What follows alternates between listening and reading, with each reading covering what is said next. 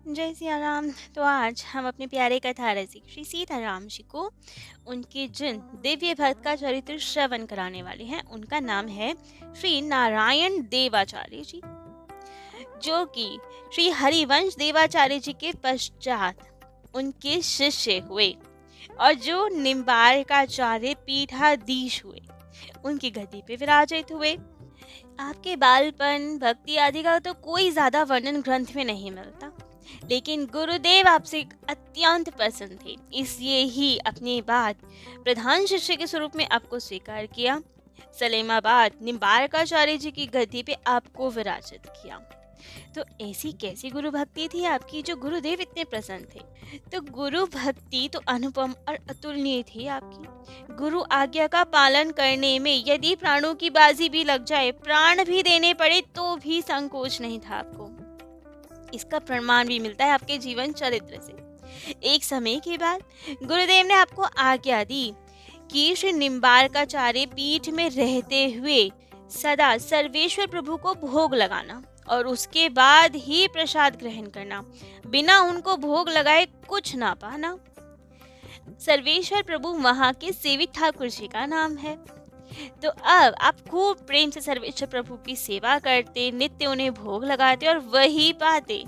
ये नियम बहुत दृढ़ता से पालन करते, क्योंकि गुरुदेव ने आज्ञा दी थी। खूब आनंद से भजन हो रहा था, आज्ञा का पालन हो रहा था। लेकिन एक समय के बाद श्री हरिवंश देवाचार्य जी सर्वेश्वर प्रभु को लेकर पुष्कर राज्य चले गए। अब पुराने संत तीर्थों में भ्रमण करते थे, जिससे सबको सत्संग लाभ मिले, तो वे अपने ठाकुर जी को भी अपने साथ ले गए पुष्कर जी में। और ये वे भूल गए कि हमने तो अपने शिष्य को आज्ञा दे रखी है कि बिना इनको भोग लगाए कुछ ना पाना। लेकिन वे भूल गए तो भूल गए, हरिवंश देवाचार्य जी भूल गए तो भूल गए, लेकिन उनके शिष्य नारायण देवाचार्य जी कैसे भूल जाए कि हमें गुरुदेव ने आज्ञा दी है कि सर्वेश्वर प्रभु को भोग लगा के ही कुछ पाना। वे नहीं भूले आज्ञा। तो 11 दिन तक श्री हरिवंश देवाचार्य जी तो पुष्कर जी में रहे, लेकिन यहाँ नारायण देवाचार्य जी अब ठाकुर जी ही नहीं, सर्वेश्वर प्रभु ही नहीं, तो भोग किनको लगाए? क्योंकि स्पेशली नाम बोला था उन्होंने कि इनको भोग लगा के पाना। तो अब किनको भोग लगाए? ना भोग लगाए तो ना पाए वे। ऐसे ही भजन करते रहे। अब वे नित्य प्रातः संध्या वंदन आदि करते और फिर वन में चले जाते, वहां नाम जप करते, प्रभु का चिंतन करते। 11 दिनों तक उन्होंने कुछ पाया ही नहीं। बहुत सारे वैष्णव आए, उनकी स्थिति देखती तो बोलते बार बार कि अरे ठाकुर जी तो सब में ही है, ठाकुर जी तो और भी हैं, तो उन्हें भोग लगाओ और पाओ। गुरुदेव का अर्थात तो यही था कि ठाकुर जी को भोग लगा के पाना है। ऐसा ही थोड़ी केवल सर्वेश्वर प्रभु को भोग लगाना है। लेकिन आपने तो कह दिया, गुरुदेव की आज्ञा है सर्वेश्वर प्रभु को ही भोग लगा के पाना है, तो उनको बिना भोग लगाए हम कुछ नहीं पाएंगे। तो बस ऐसे ही भजन करते रहे और कुछ ना पाए। दिन प्रतिदिन शरीर दुर्बल हो रहा है उनका। तब तो जैसे तैसे 11 दिन बीते, 12वां दिन आया। 12वां दिन जब गुरुदेव लौटकर आए पुष्कर जी से, तो अपने शिष्य से मिले। देखा कि उनका शिष्य तो बहुत दुर्बल दिख रहा है। पूछा कि वत्स क्या हो गया, इतने दुर्बल कैसे हो गए तुम 11 दिन में? तब तो शिष्य ने कहा, गुरुदेव सत्व शुद्धि कर रहा हूँ मैं, कोई विकृत आहार प्राप्त हो गया था शायद मुझे, जो आपकी कृपा से अब दूर हो गया है। तो अब आप आ गई हो तो सब ठीक हो जाएगा, अब मैं पुनः सबल हो जाऊंगा। तब तो गुरुदेव हैरान कि क्या बोल रहे हैं, ऐसा क्या हुआ? बाकी सब वैष्णवों ने तब गुरुजी को तत्काल सब स्थिति बताया कि इन्होंने आपकी आज्ञा का अक्षर सा पालन किया। आपने कहा था ना, सर्वेश्वर प्रभु को भोग लगाए बिना कुछ ना पाना, तो वैसे ही दृढ़ निश्चय करके बैठे रहे, कुछ नहीं पाया इन्होंने। वन में जाते, लीला चिंतन करते, नाम जप करते, लेकिन कुछ ना पाते। अब ये सब सुन तो गुरुदेव के नेत्र सजल हो गए। उन्होंने अपने शिष्य को अपने हृदय से लगा लिया।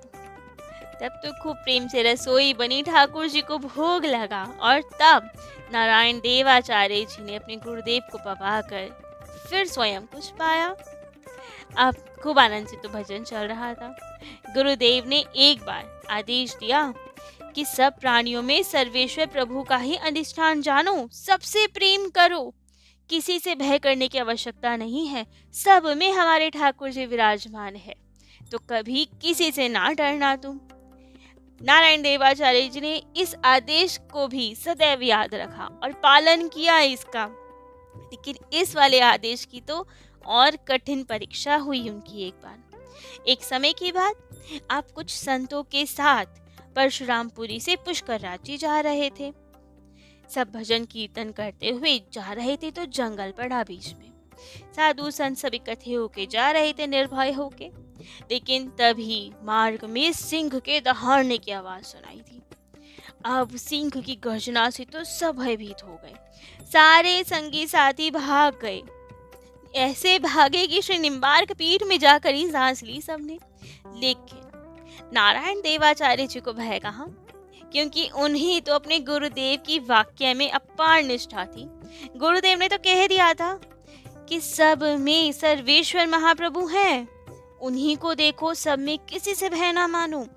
तो सोचे कि जब गुरुदेव ने कह दिया कि सब में हमारे ठाकुर जी ही हैं, तो सिंह से क्यों भयभीत हूँ।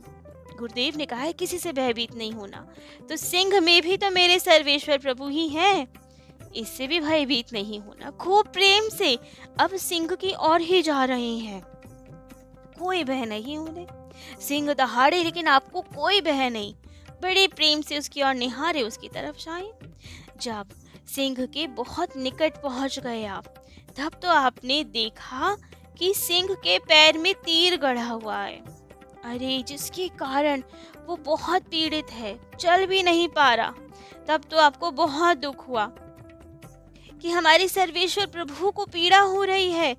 तब तो वे गए उसके पास, श्री सर्वेश्वर कहते कहते उसका पैर अपने हाथ में ले लिया और धीरे धीरे तीर निकाल दिया।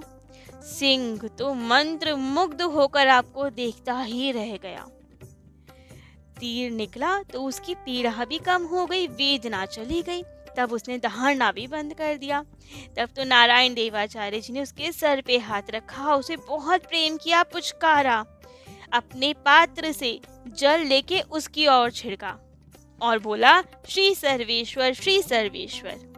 और ऐसा कहकर सिंह को वहीं छोड़कर आगे चले गए वे, क्योंकि सब में ठाकुर जी हैं, किसी से भय नहीं। तो सच में गुरुदेव की वाणी प्रमाणित भी हुई, सिंह ने कुछ नहीं किया आपको।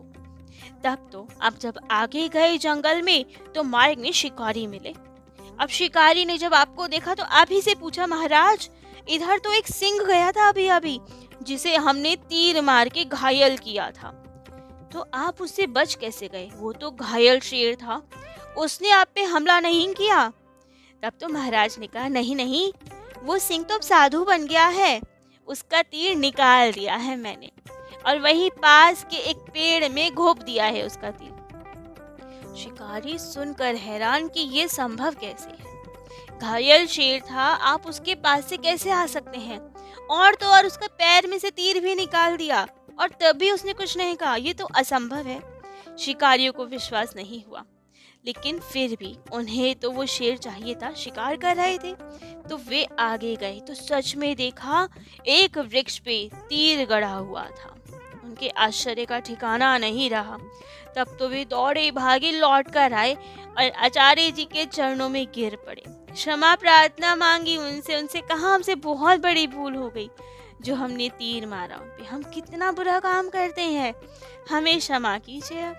और उन्होंने सदा के लिए अपनी वो हिंसा वृत्ति का त्याग कर दिया, वचन दिया श्री नारायण देवाचार्य जी को कि आज के बाद कभी शिकार नहीं करेंगे, कभी हिंसा नहीं करेंगे। तब तो आप भी बड़े प्रसन्न और वे भी साधु हो गए। लेकिन ये बात बिजली की तरह सब और फैल गई। श्री नारायण देवाचार्य जी की एक सिद्ध महात्मा के रूप में अब तो ख्याति हो गई। अब तो बहुत दूर दूर से लोग आए आपके दर्शन करें और बहुत सारे लोग दीक्षा की प्रार्थना करें। सब आपसे दीक्षा लेके धन्य हुए, सब अपना जीवन सफल बनाए, सबको आप भक्ति के मार्ग पे लगाते जाएं। एक समय की बात, मथुरा के कुछ ब्राह्मण आए आपके दर्शन करने के लिए सलेमाबाद। लेकिन जब वो सलेमाबाद पहुंच ही रहे थे, तब तो मार्ग में उन्हें पता चला कि श्री नारायण देवाचार्य जी तो पुष्कर राज्य गए हुए हैं। तो उन्होंने सोचा क्यों ना पुष्कर जी जाकर ही आपके दर्शन कर ले। तो उन्होंने अपने घोड़े पुष्कर जी की ओर मोड़ दिए। लेकिन थोड़े दूर ही गए थे, तभी कुछ डाकुओं ने हमला कर दिया, घेर लिया सब ब्राह्मणों को। अब तो वे बड़े परेशान हुए कि अरे ये कहाँ फंस गए हम। सोचने लगे कि अब क्या करें। तब तो एक ब्राह्मण बोला, भैया भले आए हम यहाँ नारायण देवाचार्य जी से मिलने, लो गाट का लोटा लंगोटा भी छीन गए, अब तो हमसे डाकुओं ने घेर लिया। अब जैसे ही नारायण देवाचार्य जी का नाम सुना डाकुओं ने, तो सारा सामान वापस लौटा दिया, ब्राह्मणों से क्षमा मांगी और उन्हें बड़े प्रेम से उस भीहड़ जंगल से बाहर तक पहुंचा के आए। ऐसा दिव्य प्रताप था श्री नारायण देवाचार्य जी का। ब्राह्मण भी ऐसा प्रताप, ऐसी ख्याति देख के हैरान हो गए, प्रसन्न हो गए। और तब तो पुष्कर जी गए, नारायण देवाचार्य जी से भेंट की, उन्हें प्रणाम किया। नारायण देवाचार्य जी ने बहुत मीठे वाक्यों से उनका स्वागत किया। आने का कारण पूछा कि क्यों इतना कष्ट उठाया आपने यहाँ तक आने का। तब तो ब्राह्मणों ने कहा, महाराज हम तो धन्य हो गए हैं आप जैसे दिव्य महात्मा के दर्शन करने। आप ही के दर्शन करने हम इतनी दूर से आए हैं। परंतु यदि अब आपकी आज्ञा हो तो एक निवेदन और करना चाहते हैं आपसे। तब तो नारायण देवाचार्य जी ने कहा, हाँ हाँ अवश्य कहो, क्या निवेदन करना चाहते हो। तब उन ब्राह्मणों ने कहा कि महाराज आजकल मथुरा पे यवनों की कुदृष्टि पड़ गई है, वे जजिया कर लगा देते हैं, वहाँ पे आने जाने में समस्या होती है, दर्शनों में समस्या होती है। कुछ ऐसा उपाय कीजिए कि ये जजिया कर से हम सबको मुक्ति मिल जाए, कृपा कीजिए। अब आजकल शासन के मुखिया अजमेर ही आए हुए हैं। ये सब सुन के तो नारायण देवाचार्य जी मुस्काए और कहा, ठीक है तो जाओ, आप सब जाओ उसके पास और निवेदन करो उनसे, श्री सर्वेश्वर प्रभु आप लोगों की मनोकामना अवश्य पूरी करेंगे। अब तो ब्राह्मण प्रसन्न, जान गए कि जब नारायण देवाचार्य जी जैसे सिद्ध संत ने कह दिया है, उनका आशीर्वाद मिल गया है, तो अर्थात जजिया कर से मुक्ति हमें अवश्य मिल जाएगी। और हुआ भी यही। जब वे लोग उसके पास गए, बादशाह के पास, और जाके उन्हें स्थिति बताई, प्रार्थना की, तो उसने मथुरा के ब्राह्मणों को जजिया कर से मुक्त कर दिया। तब तो सब और श्री नारायण देवाचार्य जी की जय जयकार हो गई, खूब आनंद रहा। अब वे अपने आश्रम में रहते, खूब सबको प्रेरित करते, भजन करते। लेकिन एक बार उदयपुर के महाराज जगत सिंह जी ने भी आपको आमंत्रित किया, उदयपुर बुलाया, जिससे कि उनके राज्य में भी भक्ति की ऐसी लहर हो जाए। तो संवत 1750 के लगभग नारायण देवाचार्य जी उदयपुर गए, वहां रहे कई वर्ष और वहां रह के मठ मंदिरों का निर्माण करवाया, भक्ति का खूब प्रचार किया, सब और हरि गुणगान सुनाई देता, और फिर पुनः अपने स्थान को लौट आए। वे संवत 1754 तक निम्बार्काचार्य पीठासीन रहे। उन्होंने श्री आचार्य चरितम की एक बहुत सुंदर कृति भी की, जिसमें आचार्यों के चरित्र का सुंदर वर्णन है। और उसके बाद ठाकुर जी का ही लीला ध्यान करते करते ठाकुर जी की ही लीला में सम्मिलित हो गए। इस भौतिक देह का त्याग कर गोलोक की ओर प्रस्थान किया। तो ऐसे दिव्य थे श्री नारायण देवाचार्य जी, जिनमें अद्भुत रूप से गुरु भक्ति विद्यमान थी। गुरुदेव के वचनों में अपार निष्ठा थी, अपार विश्वास था। तो आज नारायण देवाचार्य जी का चरित्र तो यही विश्राम देते हैं। कल अपने प्यारे कथा रसिक श्री सीताराम जी को उनके अन्य किन्हीं दिव्य प्यारे भक्त का चरित्र श्रवण कराएंगे। आज के लिए इतना ही। जय जय श्री सीताराम।